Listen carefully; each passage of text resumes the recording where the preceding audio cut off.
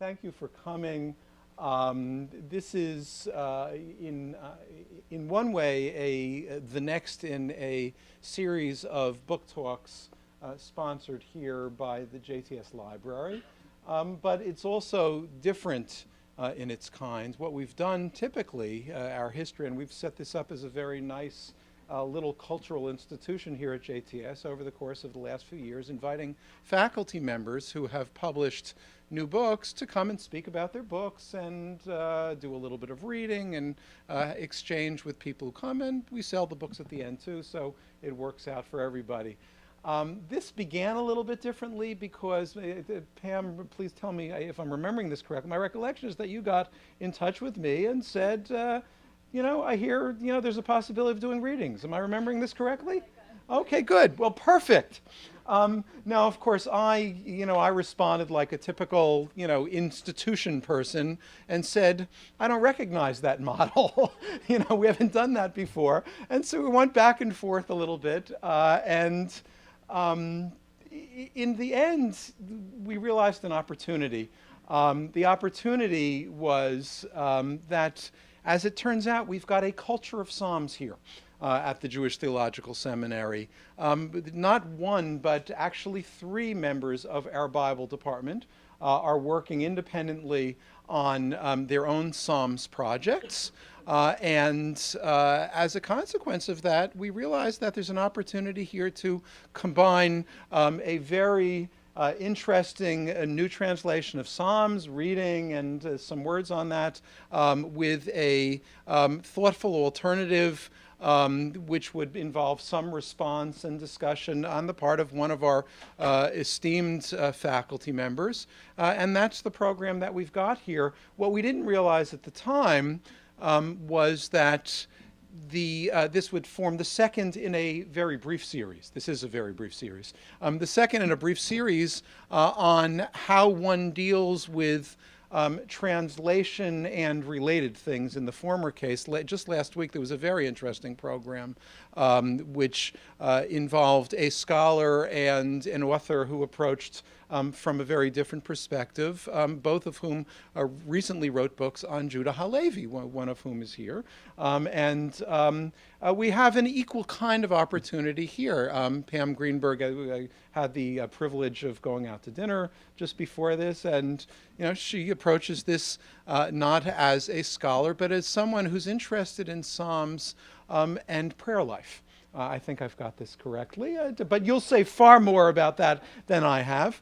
And Steve Geller, who is our faculty member, is interested in Psalms as a scholar, amongst other things, I assume. And so both will approach this from their own perspective. To begin again, and just to be very specific, I'm David Kramer. I'm the director of the library. It is our pleasure to welcome you here for this program. I don't want to spend too much more time in introduction, but I do want to say that Psalms provides us with an opportunity because one way or the other we all have our own relationship to Psalms.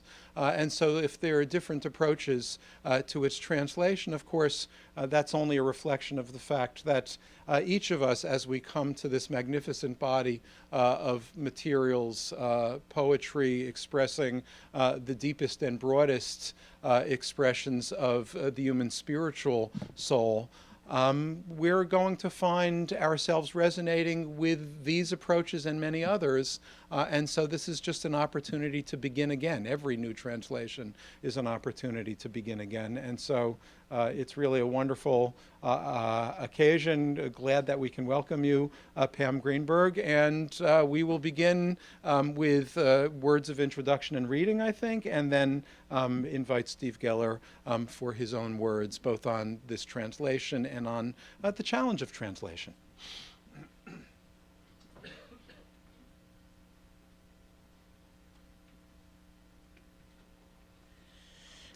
Well, thank you, David, for inviting me here, and thank you, Steve, for agreeing to participate in this event, and thanks to all of you for coming out on this rainy night. It's a sort of honor and privilege to be here at JTS, this bastion of Jewish education and learning. And but before I read from my translation, I want to talk a little bit about my approach, because I think that's important, and I think it will open up the discussion for tonight. I think the first thing I want to say about my approach is that it was personal. I approach the Psalms as so many people do during a dark time. And so I was wanting to wrest meaning out of these words, in a very personal way.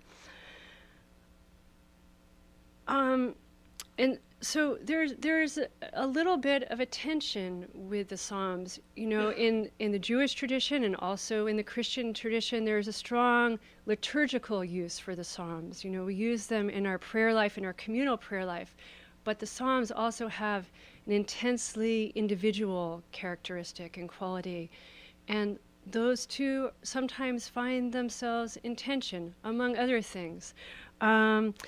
So that was one of the tensions that I experienced and dealt with in the translation, and I think as I read some of the Psalms, you'll get a clearer idea of that.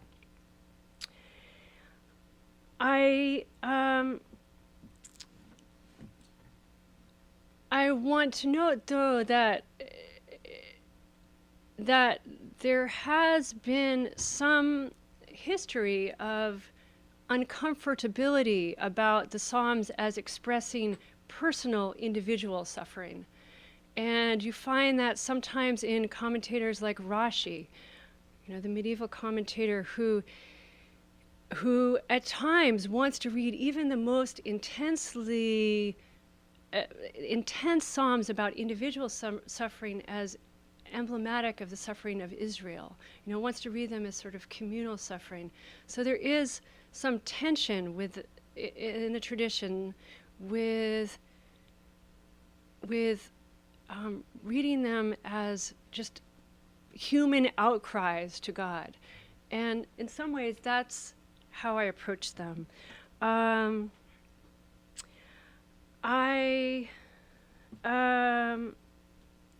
So I also have a background as a poet. So I approach the Psalms as prayer, and I also wanted to approach them as poetry. And that also led to some tensions, in particular because I also had a strong allegiance to the actual text of the Psalms. I didn't want to stray too much from the text as it was written, but I wanted to recapture what I felt like was a feeling of the Psalm. So at times that was another tension that I faced in the translation process. And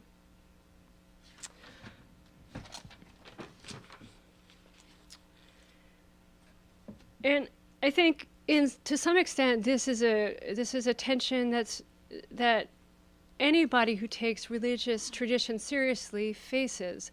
How to remain true to the tradition, to the actual text, while also remaining true to your own truth and experience of it.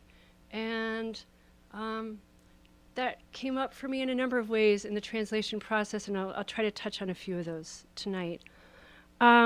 So without talking too much more about the translation, I want to give a couple of examples of how I struggled with some of these questions and perhaps some other questions too. So I'd like to start with Psalms 103 and 104,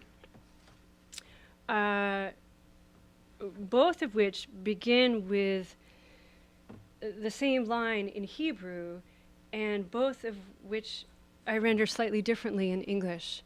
That was another thing about this translation. I didn't feel limited.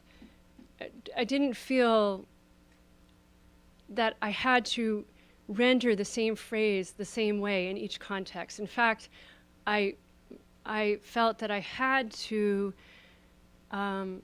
be sensitive to the nuances of the particular psalm and translate according to the feeling of that psalm. So the line in Hebrew is Barchi nafshi et Hashem, which in a literal rendering in some instances is bless, O my soul, God.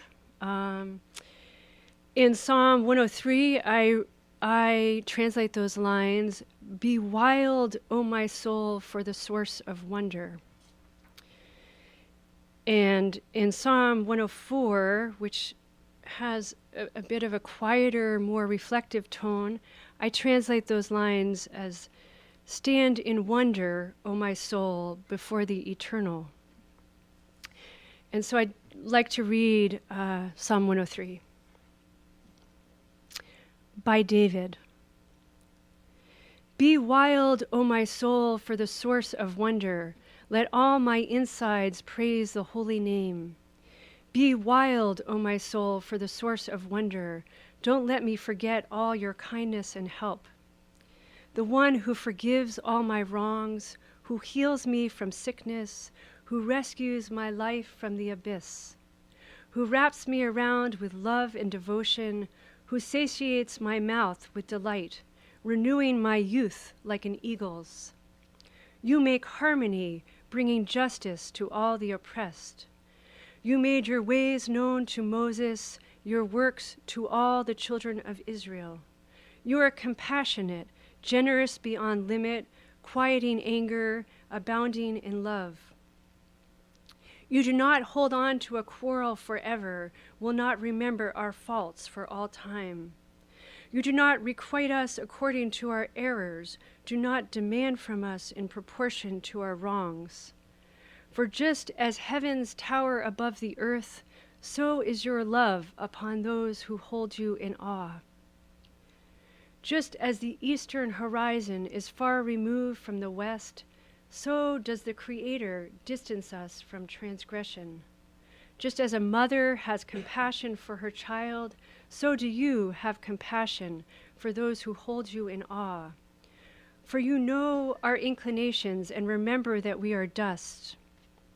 Mortals, our days are like grass. Like a field that sprouts up, so do we blossom. Like a wind that passes over the plant until it weakens and is gone, so is the place where we stood remembered no longer. But your love lasts from eternity until eternity, settling upon those who hold you in awe.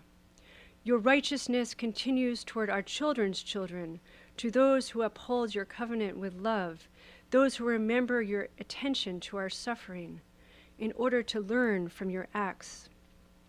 You established a throne in the sky. Your guidance can be found everywhere we look. Let the angels bless the source of life, the mighty fulfill the heavenly word. Let them listen to the message of your tongue. Let all the heavenly array praise you, holy servants performing your will. Let all creation praise you, each plot of land declare your providence. Be wild, O my soul, for the source of wonder.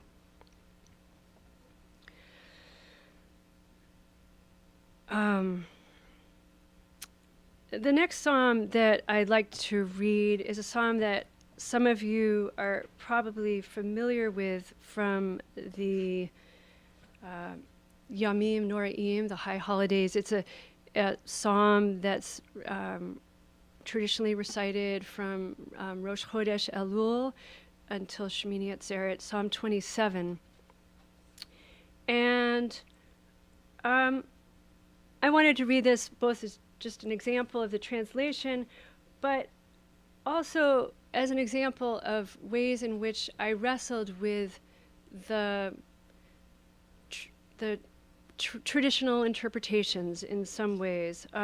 There is a line in this psalm, Ki aviv imi azavuni, which is often rendered because my father and mother have abandoned me or something like that, which seemed to me, you'll see in the context of the psalm, but it seemed to me not so much the point. The point was rather that God is present in a way that mortals can't be present because mortals are mortal. You know, they don't stay around forever. And so I wanted to read this also because I think it's a psalm that some of you are familiar with. Psalm 27 by David. You are my light and my hope. Whom should I fear? You are the strength of my life. Before whom should I tremble? When the wrongful approach to devour my flesh, my oppressors and enemies, it is they who stumble and fall. If an encampment pitches tents against me, my heart will not quiver. If a war rises up against me, in you I still trust. One thing I have asked from you, one thing I seek, to dwell in your house all the days of my life, to behold your beauty, to enter your innermost sanctum. You cover me with the tabernacle of your presence on days when hardship comes. You shield me in the concealment of your tent. Upon a rock you lift me high from harm. And now, God, raise my head above the troubles that surround me. In your tent I will make my songs into offerings, singing forth all my melodies to your name. Listen, God, to my voice when I call out. With compassion answer my need. It is to you my heart calls, seek out my face, because your face, God, is what I constantly search for. Don't hide your eyes from me. Don't push away your faithful in anger. You have always been my help. Don't tear me out by the roots. Don't abandon me, for you are the one I count on for help. My father and mother may leave me, but you have gathered me in. Teach me, source of joy, your ways, and lead me down the level plain because of the dangers that surround me on every side. Don't give me over to the breath of my fears. For distortions have risen up in the name of truth. They breathe out visions of destruction. If only I could believe that I would see God's goodness in the land of the living. Keep up your hope in God. Strengthen your heart and sturdy it. Keep up your hope in God. Another thing I didn't mention about the translation, and this was something that came somewhat late in the translation process, was that I made a decision to translate the name of God as neither masculine nor feminine. And I actually didn't do that originally, but it was through negotiation with my editor and also as I reflected on but really, no, it wasn't so much pressure from the outside. I mean, I thought about it, and I thought about how gendered references are often an obstacle for so many people. And I really believe that these are prayer songs that speak to all of us. And so I wanted them to be accessible in that way. And so at first I was very daunted by that prospect. You know, I thought, because the liturgical examples that I had witnessed of that always sounded very strange to my ear. You know, you all have maybe heard or witnessed that in some form or another. But ultimately it allowed for a creative opening. So I was able to arrive at different names for God depending on the context. I sometimes in the Psalms translated the he, the third person masculine, as a you, which is very appropriate to the Psalms. The Psalms themselves switch back and forth very frequently between addressing God as a you and addressing God as a, you know, in the Hebrew, I suppose you would say a he, or a, you know, in the masculine. So I felt the imperative to open up the Psalms to more people was a higher imperative. So it actually, you know, for instance, source of joy as a name of God. Well, okay, you know, that's not, you know, you don't find that in a dictionary, but it actually was a creative challenge, and I think ultimately a good one. Now, I haven't been keeping, how am I doing for time here? I've 5-10 minutes? Longer you got, but- Okay, 5-10 minutes. Okay. I'd like to turn to a couple of Psalms where I was forced, really, to struggle with the literal meaning of the text. The Psalms, as many of you know, are inherently difficult to translate, because if you pick up, say, the JPS translation of the Psalms, you will see that, very frequently what you find in the notes is meaning of Hebrew uncertain. And it is because the meaning of the Hebrew is uncertain. I mean, we either they're written in a dialect or a form that is inaccessible to us today, or they've been somehow corrupted over time. So you're forced to make translation decisions. But then there are other occasions where the psalm itself was so problematic that I really had to opt for a midrashic reading of the text. I could not translate really literally. And so one example of that is Psalm 137,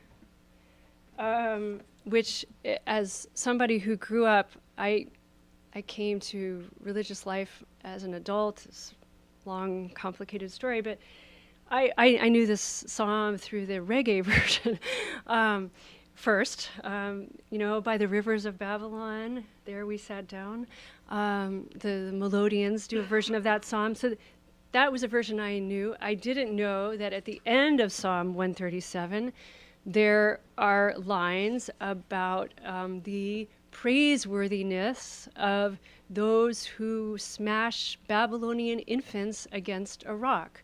I was surprised to find that in my first reading of the Psalms, and I ultimately felt that given that the Psalms are used for both prayer and as religious literature, I could not, in good conscience, render it in that way. In general, and I can talk about this more when we have the discussion, I did wrestle with the concept of the enemy in the Psalms, although at times I let because there is a strong presence of the other, the enemy in the Psalms, and at times I let that enemy stand because I know we do have external obstacles, and the enemy has come to represent those. And at other times, I translate that enemy in more existential terms.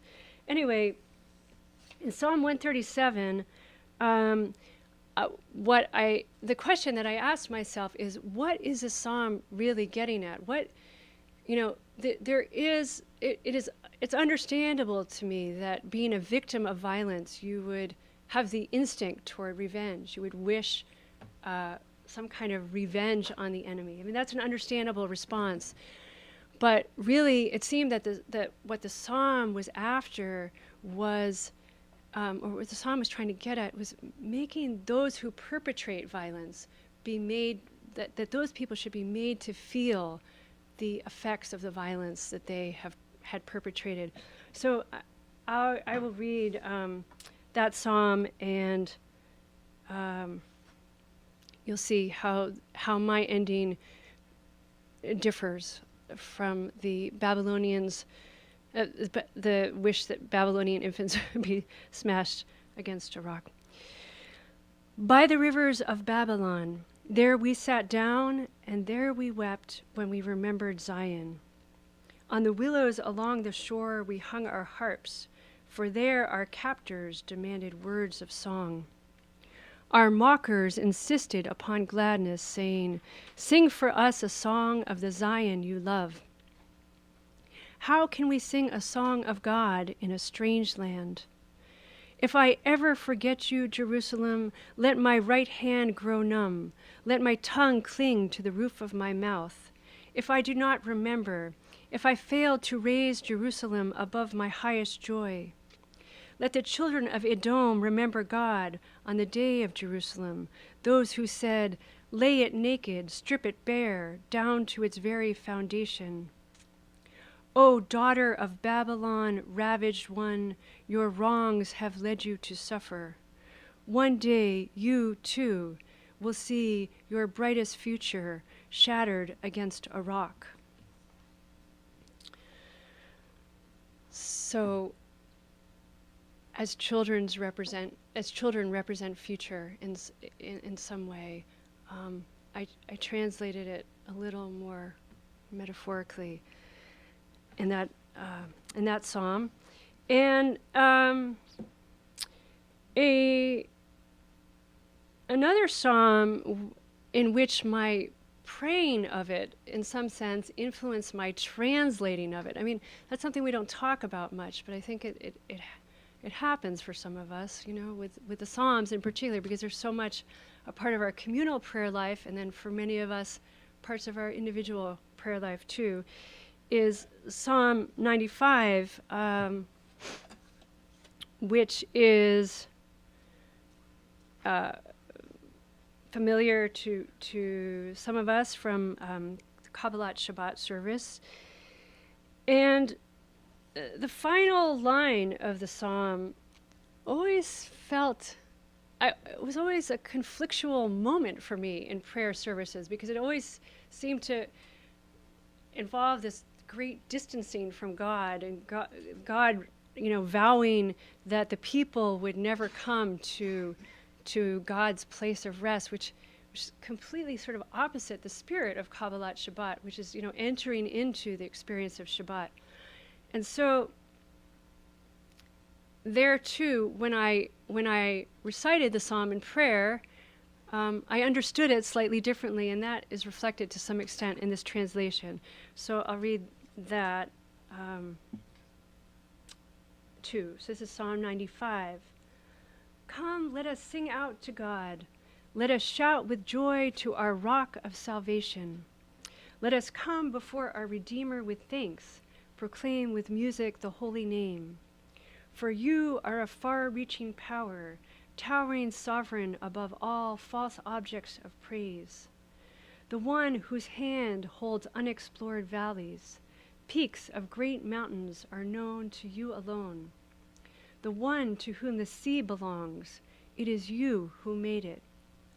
And the dry land, your hands give it shape.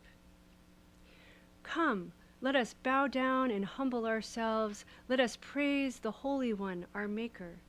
For you are our source of strength, and we, the people, the flock that you graze. Today, if only they would listen to your voice. Now, this is the voice of God. Don't harden your heart as at Meribah, the place of contention, like the day you tested me in the desert, when your ancestors put me on trial, though they had witnessed my work. 40 years I remained estranged from that generation. I said, these are a people of wandering heart. They don't know my ways. But even in my anger I promised, if only they would come to my place of rest. Sort of God longing for the people to come into the place of rest, rather than a kind of distancing. Do I have a few more minutes? Okay. The final psalm that I'd like to talk about a little is Psalm 119, which some of you know is the longest psalm in the book of Psalms. I'm not going to read the whole thing because it's quite long and take a long time. It's an acrostic, and it makes reference over and over to some of the familiar concepts to us, the mitzvot, the mishpatim, the hukot, these ways we have of relating to God.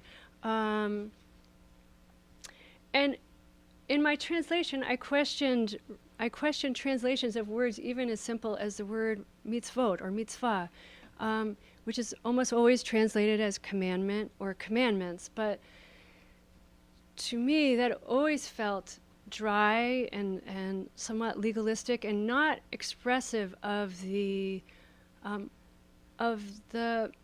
relation or the love that can be inherent in that kind of relation. So I struggled with that word and rendered it in different ways in different different contexts. And I did similarly with other words, like hukim is usually translated as statutes, I think, most often. So I just want to give you a little flavor of that psalm. Psalm 119. Joyful are those whose path is complete, who walk in your teaching. Joyful are those who uphold your testimony. With full heart they seek you out. They do not labor for flawed goals. They walk the path toward fulfillment. You have commanded us often to hold fast to your service. If only I could straighten my footsteps to hold fast to your statutes, I would never be ashamed to gaze upon your will. I will thank you with a clear heart as I learn the ways of your righteousness. Your eternal laws, I will keep them. Don't abandon me completely. How can a child make clear her path? By paying attention to her wanderings in keeping with your word. With all my heart muscle I have sought you. Let me not wander from the orchard of your will.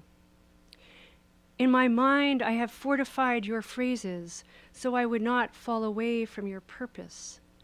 Praised are you, unnameable one, for revealing the mystery of your law. With my lips I will recount all the judgments of your mouth. When I witnessed your testimony, I rejoiced, as though I had received all the world's riches. I will converse of your charge and gaze on your paths. I will delight in your eternal statutes, never forgetting your word. Show your servant fruit of your kindness. I live in order to keep your teaching. Throw the veil from my eyes that I might see the wonders of your knowledge. I am a stranger in the land. Don't hide from me the nuances of your will. My soul is crushed into shards from longing every moment for your justice. You rebuke those who willfully defy you, along with those who stray without intention from your will. Remove scorn and contempt from me, for I have upheld evidence of your presence. I'll stop there. As I say, it goes on for it's quite a long psalm. So I'll stop there, let Steve say a few words, and then maybe we'll open it up for questions. Thank you.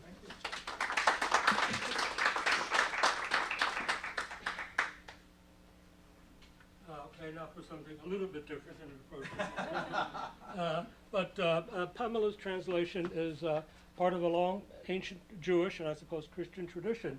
You know, there are literal translations, and then there are translations that try to reflect the needs of the time and the period and the community.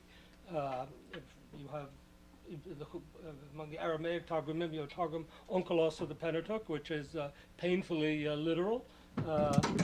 And the Greek translation, the Rabbi's Commission of Aquila, which did violence to the Greek language. It was so literal. In modern times, you have the Buber Rosenzweig translation, which did violence to the German language, trying to be painfully literal. But it reflects a legitimate philosophy of translation. On the other hand, the other Targumim, especially of the prophets and the Ketuvim, are often paraphrasing. They reflect rabbinic Judaism. They don't follow the words literally.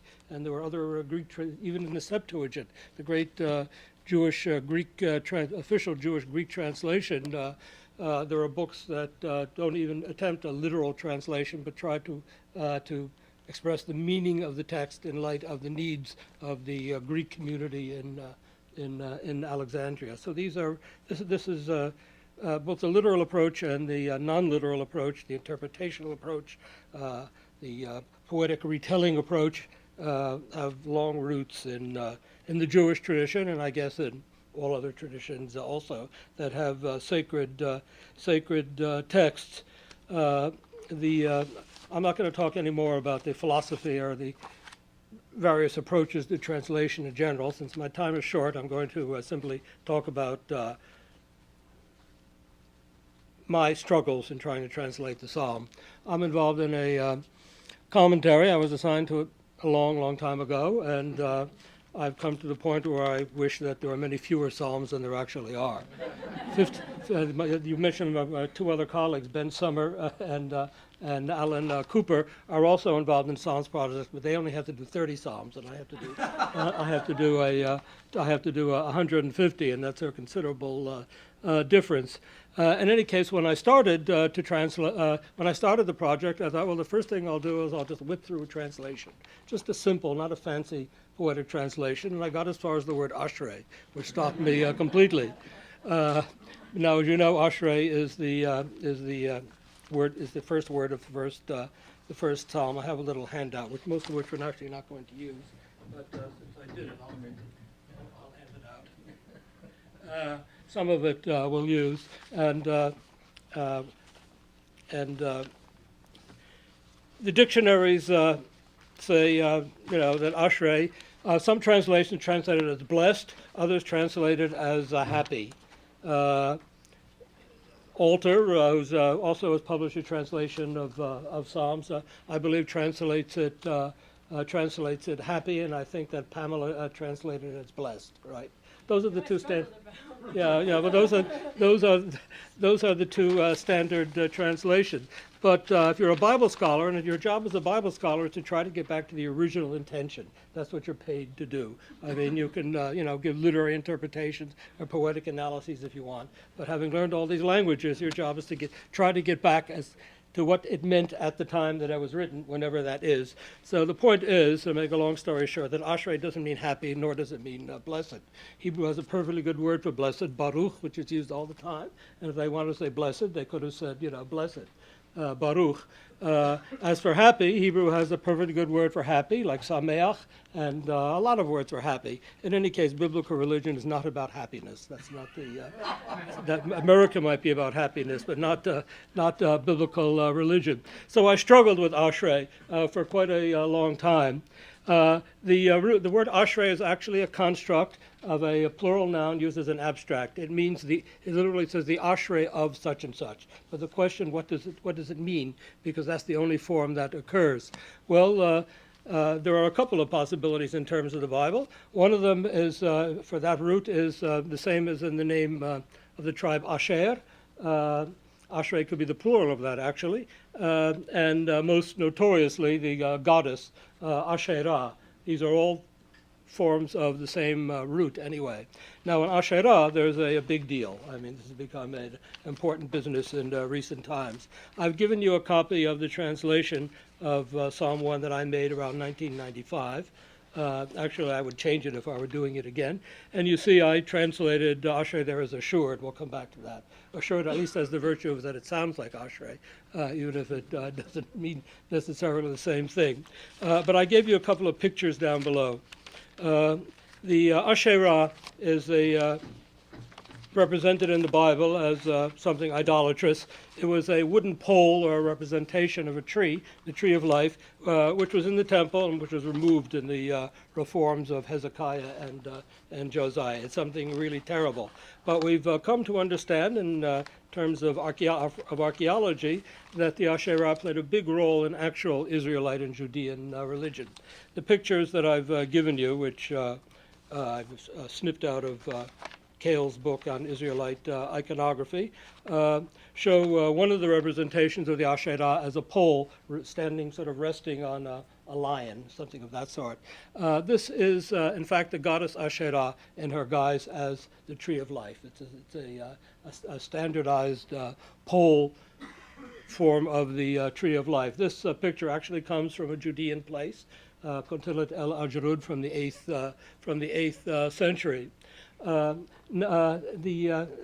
Whether Asherah was whether the ancient Israelites thought that Asherah was actually a goddess is a debate in scholarship. Some maintain, it's become a very hot theory, that she was actually the wife of Yud-He-Vav-He, owing to the fact that in the place where this inscription was made, this picture was found, there was an inscription over it to Yud-He-Vav-He and to his Asherah, and it occurred a couple of times.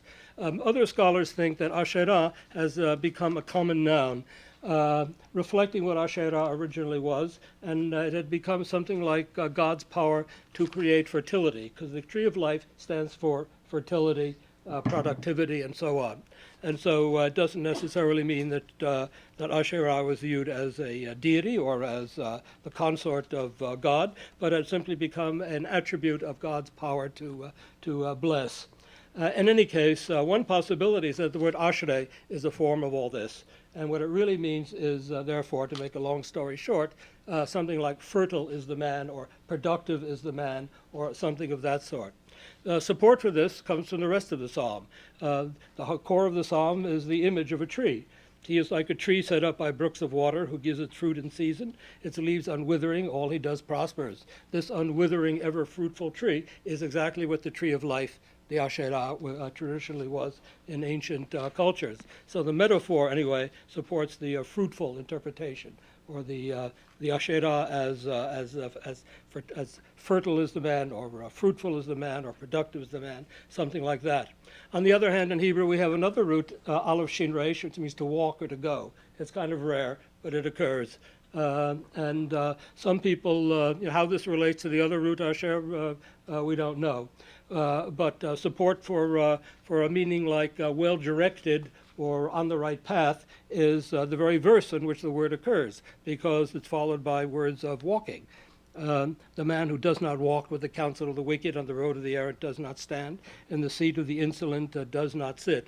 So the problem is trying to find a translation for Ashrei that has both the nuances, and there is no English word that has such nuances. So this was a sign that I should stop translating Psalms and devote myself first to the commentary, and I worked out the commentary for all 150 Psalms, and I can begin to dare the process of actually trying to translate them. Because what's true of Ashrei is true of practically the whole vocabulary of the book of Psalms, some of which Pamela pointed out in her commentary, in her translation, and some Robert Alter talks about in his. For example, the word nefesh does not mean soul, right? There is no Hebrew word for soul. Soul is a word which should be expunged from the vocabulary of biblical Hebrew. It's a Greek concept dividing the person into body and soul.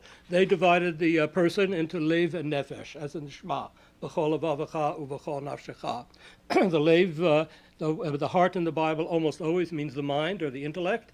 If you don't know that, then you miss the point of many verses. Whereas the nefesh is a little more complicated. The nefesh apparently originally meant the throat. In fact, we're sure that it meant the throat. There are places in the Bible where it's parallel to words for neck or throat. But then it came to mean the two aspects of the throat that stand for life. One is a life breath.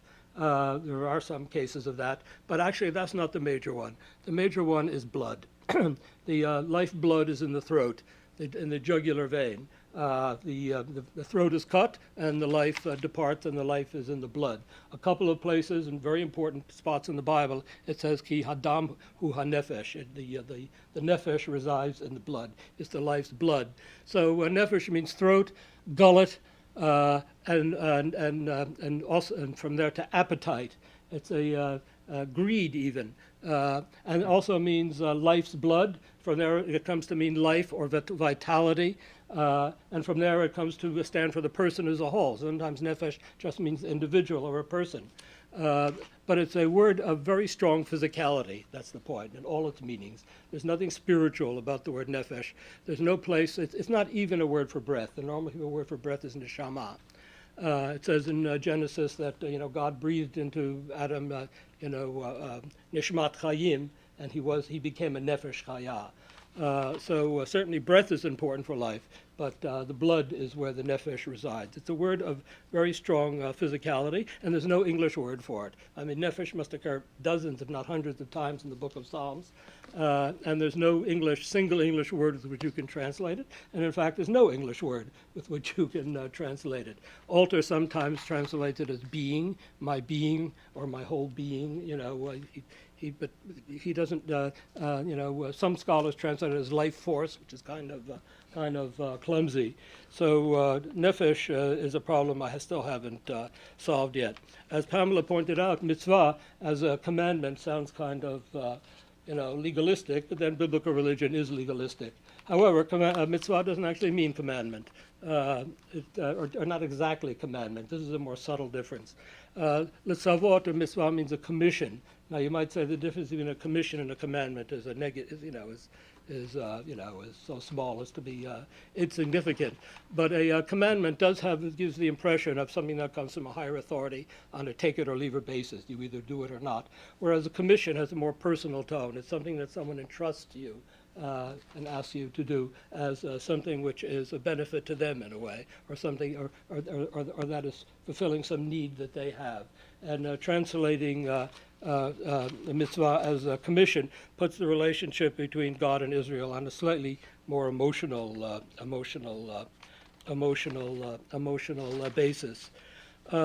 I read through a lot of Pamela's translation with interest, and I don't agree with a lot of her, translations. And we won't go into those because they're all of the piddling scholar,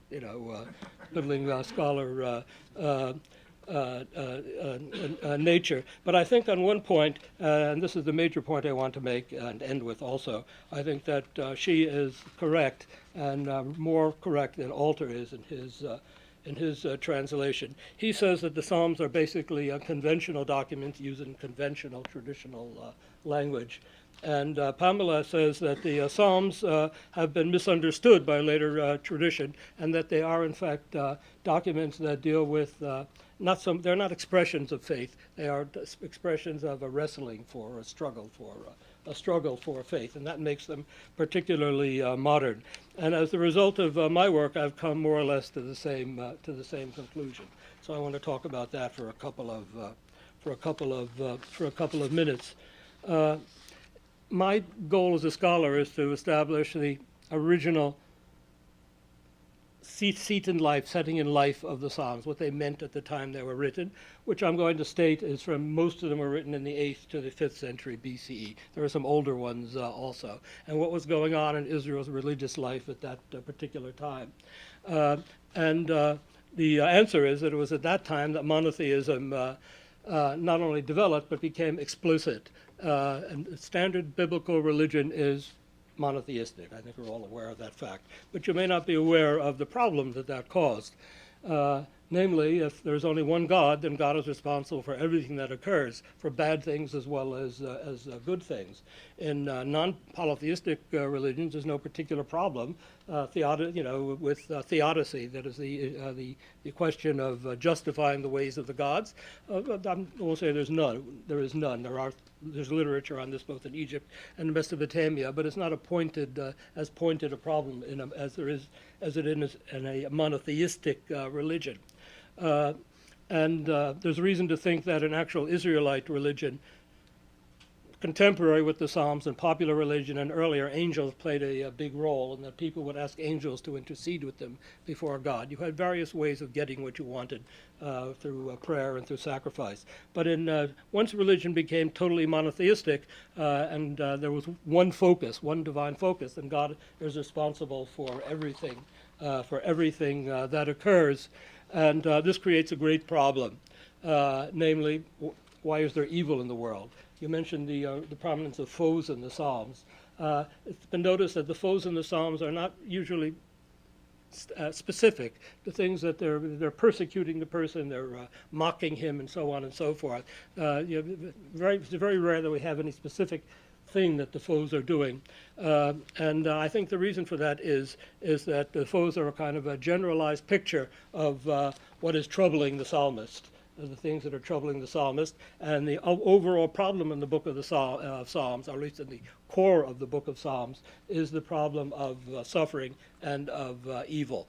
How this one God can allow bad things to occur, to allow the righteous to suffer, and especially how he can allow the wicked to prosper. Not all of the Psalms deal with this, but the core of the book of Psalms does. The single biggest genre of Psalms, of the complaints of the individual. David Curzon has written a number of translations of Psalms. I think, was this the only one you did, or were there other? Okay, an ongoing series, and I gave you an example of his treatment of Psalm 13, which he describes as an emotional, what's the word that you use? Yeah, an emotional journey or movement. But Psalms 13 is very typical of the core of the book of Psalms. You have a complaint, until when will you forget me, Lord? And then demands of God, look, answer me, my Lord, my God, light up my eyes, or else I'll sleep the sleep of death. So on. But then in most of these Psalms, there is an abrupt change.